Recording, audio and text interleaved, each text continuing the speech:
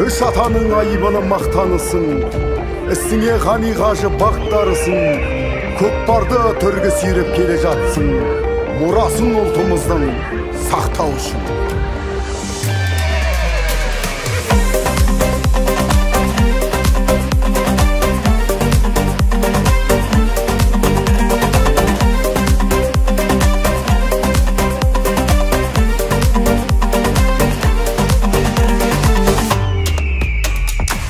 Баттаған палуандар қазанатын, шығарған батырларым қазақ атын.